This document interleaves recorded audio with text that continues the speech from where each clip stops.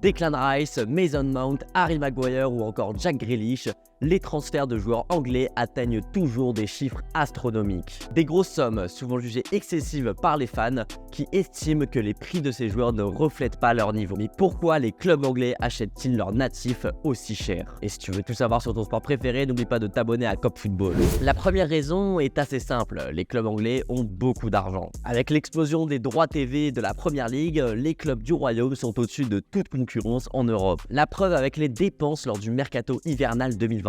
Mais le fait est que les transferts entre clubs de Première Ligue de joueurs du pays ont toujours été au-dessus des prix du marché. En fait, les Britanniques n'aiment pas exporter leurs talents, ils utilisent donc leur fort pouvoir d'achat pour pouvoir garder leurs meilleurs joueurs au sein du Royaume. Et la deuxième raison derrière tout ça, c'est la recherche d'identité. Avec l'internationalisation du football, les clubs ont de moins en moins de joueurs natifs. Et les Anglais vont donc représenter les personnalités qui incarnent le mieux le club. Comme à Chelsea, où malgré l'accumulation de stars étrangères après l'achat d'Abramovich, John Terry et Frank Lampard ont été les visages du club. Comme à Manchester United, où au milieu des Ronaldo, Nani ou Tevez, Rooney, Ferdinand et Scholes ont le mieux représenté le club. Et cette volonté d'avoir des joueurs clés d'origine britannique a forcément fait gonfler les prix de ces derniers. Surtout que les très bons joueurs anglais se font rares. Et lorsqu'un joueur du pays fait une grosse saison dans un club moindre, tous les gros vont se ruer dessus pour qu'ils puissent représenter le club durant plusieurs années. La dernière raison, et la principale, ce sont les règles de la Fédération anglaise de football. Et il y en a une en particulier qu'on peut mettre en lien avec cette peur de perdre l'identité du football anglais.